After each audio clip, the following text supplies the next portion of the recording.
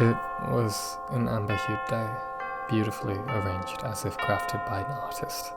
Streaks of yellow and purple filling the skies, and his eyes likewise.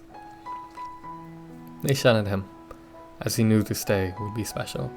He knew this day would be something he'd remember for the rest of his life. I love her so dearly, he thought to himself. But what did those words even mean? Undeterred though, he buttoned his shirt once more and prepared himself and his flurry of thoughts. They were all staring at him, friends and family alike. They all waited patiently for her arrival. They all waited patiently for her arrival. They waited patiently for her arrival. They waited for her arrival. But that much never came. Soon an hour would pass by, and he seemed visibly displeased. What had happened? Where was his bride? Thoughts of anger and jealousy floated, but the first to come was fear. Perhaps maybe something intercepted her and stopped her from coming, like an injury of sorts. No, but if that were true, he'd be notified by now. Perhaps something far more human, like a wardrobe malfunction. Her dress simply hadn't been put on properly, and she worried for what he would think. But seconds ticked by like hours. It felt as if eternity had been reached just waiting for her arrival. There had to be a reason for it, surely. Soon after, the groom's brother would call out, "Groom, we've had word that your bride has eloped." Upon hearing these words, it took time for the groom to process them. Eloped? Surely that'd mean she'd be with another man, correct? Then that'd mean she cheated him. That can't be right. The relationship they had fostered, it can't have all just been a lie, right? This wasn't the woman he had come to know, and he refused to accept this fact, responding hastily, "That's not right. She wouldn't have eloped. I can't believe that." To that, the brother had repeated, "It is true, my brother. It seems as if she's run off into the woods. Are you going to chase after her?" Angrily, the groom replies, "Of course I am. For what kind of husband would I be if I cannot protect my own wife? I'm going to prove you wrong." Steadily, the groom's mind begins to wander. What if she had done something so treacherous?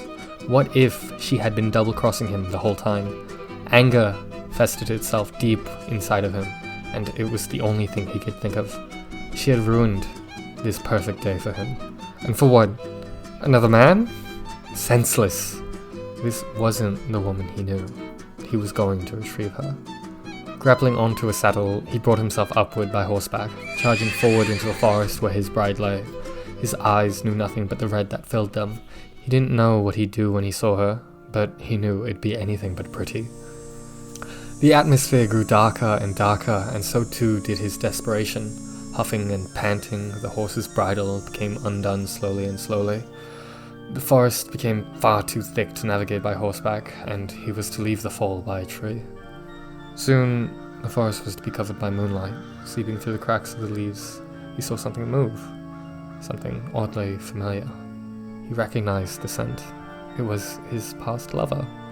He saw her once again, and to his shock, all of his fears and doubts were all wrong. Because she wasn't with another man at all, but instead, another woman. She shrieked upon seeing him, then hastily shouting, How have you found us? We escaped for a reason." The groom's eyes paced back and forth. He recognized this other woman. It had been the bride's longtime friend, or so he thought. He was quick to come up with a response. "What are you doing out here?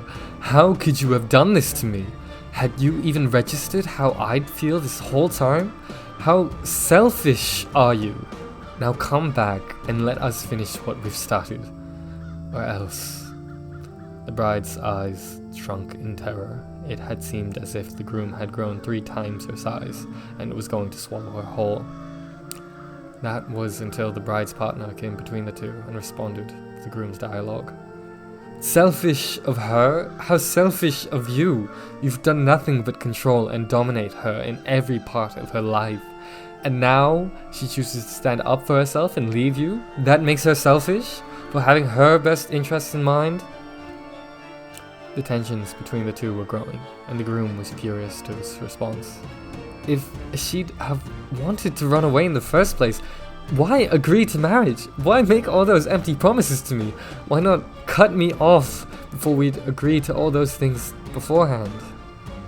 Because she was backed into a corner. The love you two fostered wasn't one of good relations, but because of pressure from your parents, she was forced into this arrangement. Forced or not, that isn't to deny everything that has happened. Why couldn't you have discussed this with me? And maybe I could have been on your side. She lied to me about so many things. Obviously, if she wasn't comfortable with telling you those things, then you were doing something wrong. Please, there's nothing more you can do about this situation. All there is to accept what is done. She's made her peace. Now make yours. To hell with that! I've poured blood, sweat, and tears into this day, and to throw it all away on a whim like that would be wasteful. It can't end like this, right? The groom looked sheepishly at his bride. She replied accordingly. I'm sorry. I lied to you. I hadn't have meant to go so far deep into what I had strung myself into, but everything my partner has said is true. I don't mean to disavow you, but I can't have stayed in the marriage I knew to be loveless. I'm doing what's right for both of us. So, if you really do love me, you'll do what's best and let go. For the both of us, please. The groom stood there shocked to what he heard, and the worst part about it was that what she had said was right. To be in a loveless marriage and live out the rest of your life miserably is certainly what you wouldn't have wanted to wish onto your most beloved. So there the groom stood, gobsmacked. And I loved you so dearly, he thought to himself, finally knowing what those words meant. He stared at them solemnly, his eyes unrequited and unbelieving of the situation he was in. Started to tear. Then slowly he began to speak. So, if that much is true then, what more do you hope to achieve? Your parents will certainly hound you for this decision, so what more will you do? Bride's partner replied, We'll run away together, far enough where they won't find us, and we'll live a peaceful life.